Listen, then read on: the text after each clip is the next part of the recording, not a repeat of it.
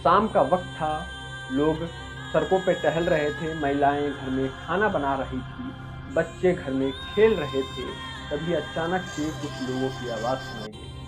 उस आवाज़ को जब लोग परखने की कोशिश करते हैं तो वो एक मामूली आवाज़ नहीं होती है, वो एक भीड़ होती है जो उनके गाँव की तरफ आ रही थी। लगभग 100 लोग नवादा के कृष्णनगर गांव में अचानक पहुंच जाते हैं और एक-एक करके लगभग 80 घर जला देते हैं और आग के हवाले कर देते हैं। नमस्कार, मेरा नाम आनंद है और आज आपको नवादा से आई एक खबर के बारे में बता रहा हूं। नवादा के कृष्णनगर गांव में दलितों ने महादलितों के पूरे गांव की जलाने की कोशिश की। हालांकि लगभग 80 घर जलाने का दावा कर रहे हैं लोग, लेकिन प्रशासन का कहना है कि लगभग 20-30 घर ही जले हैं। लेकिन कुल घर उस पूरे गांव में 100 ही हैं, तो माने तो एक चौथाई घर पूरा का पूरा जल गया। लोगों के जो पालतू पशु थे वो भी जल गए और अनाज भी पूरा जल गया। घर में कपड़े जल गए, बर्तन जल गए और बच्चों की किताबें भी जल गई। अब इस खबर को जब लोगों के बीच में जब आनी शुरू हुई ये खबर, तो ये चर्चा बनी कि दलितों पे, महादलितों पे दबंगों ने, ये कोट आपने सुना होगा, दबंगों ने अत्याचार किया है और दबंगों ने पूरे के पूरे गांव को जलाने की कोशिश की है। लेकिन जैसे जैसे धीरे धीरे पता चला, तो पता चला कि दलितों ने महादलितों पे ये हमला किया है। लेकिन जब ये परत दर परत खुले ये पूरा मामला, उससे पहले कई सारे ट्वीट्स आने शुरू हुए। राहुल गांधी का ट्वीट आया, प्रियंका गांधी का ट्वीट आया, खड़गे जी का ट्वीट आया, तेजस्वी यादव ने भी ट्वीट किया और भी कई सारे नेता हैं जो खुद को दलित के मसीहा मानते हैं, उन सभी का ट्वीट आया और सभी ने दबंगों द्वारा महादलितों के गांव में आग लगाए जाने की खबर की पुष्टि करते हुए ट्वीट की और बोला कि बहुत बड़ा अत्याचार हो गया, बीजेपी गवर्नमेंट क्या कर रही है। लेकिन जैसे जैसे धीरे धीरे इस खबर की परत हटी तो पता चला कि नहीं, दलितों ने महादलितों पर अत्याचार किया है। तो उनके जो शब्द थे थोड़े से नर्म हो गए और थोड़े से नर्म लहजे में उन्होंने कार्रवाई करने की मांग करी है। लेकिन इसी बीच जीतन राम मांझी ने कोई कसर नहीं छोड़ा।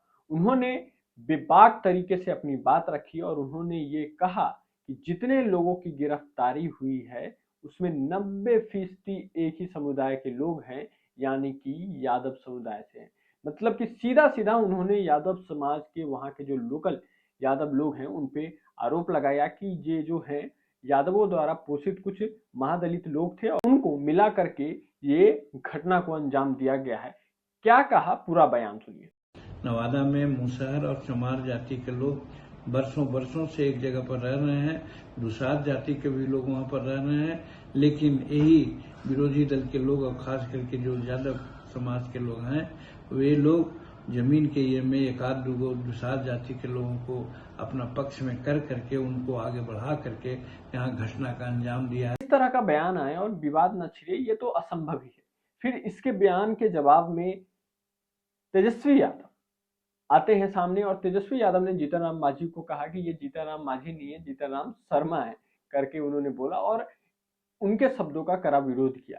लेकिन पुलिस ने जो फिलहाल की स्थिति है इस पूरे मसले को संभालने की कोशिश की है और वहां पे लोकल लोगों के जो सही सहायता पहुंचाई जा सकती है वो पहुंचाने की कोशिश की जा रही है। लेकिन जरा आप सोचिए कि इस तरह की घटना क्यों होती है, स्पेशली जब चुनाव आने वाले होते हैं। आपको याद ही होगा कि 2025 का चुनाव नजदीक है और अचानक बिहार में कई सारी घटनाएं आपको सुनने को मिलने आ रही होगी कि भैया इधर ये हो गया, उधर हो ये हो गया। और इस तरह की घटना, अगर मान लीजिए कि ये लोग सिर्फ घर न चलाते, वो गोलियां इन गरीब लोगों पे बरसा देते, तो कितने लोगों की हत्या हो जाती, पूरा का पूरा गांव सफाया हो जाता। तब कौन जवाबदेही लेता? तब भी आप कहते कि नहीं, महादलित है, दलित है। इतने लोगों की जान की कीमत कौन लेती? और ये कोई पहला प्रश्न चिन्ह नहीं है कि नहीं यार ये नहीं हो सकता। बिहार में ये चीज हो चुका है पहले। कैसे एक जाति को दूसरी जाति से लड़वा करके किसको किसको कटवाया गया है, ये मुझे बताने की जरूरत नहीं है। आप इतिहास में जाइए, आप पढ़ सकते हैं कि कैसे राजनीतिक लाभ लिया गया है इस चीज का। तो मान लीजिए कि अगर इस तरह की घटना को अगर फिर से अंजाम दे दिया जाता तो क्या होता? क्या बिहार को फिर से बदतर स्थिति में ले जाने की कोशिश नहीं होती? और बाहर के लोग जो पहले से ही आप पे इतना ज्यादा सवाल उठाते, वो क्या कहते कि भैया फिर से बिहार वही मॉडल पे जी रहा है, वो न कल सुधरा था ना आज सुधरा। देखिए, इस तरह की घटना को सिर्फ जाति के मापदंड से नहीं देखना चाहिए, और एक जो कोशिश होता है, कुछ नेताओं का आपने कोशिश देखा होगा, आपने अगर ट्विटर पे फॉलो किया होगा नेताओं को, तो आपने देखा होगा कि वो पहले ढूंढ रहे थे कि भैया कौन से जाति के लोग ने किस जाति के लोग पे हमला कर दिया। लेकिन बाद के ट्वीट्स आप देखे होंगे तो आप देख रहे होंगे कि हाँ, थोड़ी सी नरमी है। लेकिन जरा सोचिए कि इस तरह की मानसिकता कहाँ से उभरती है?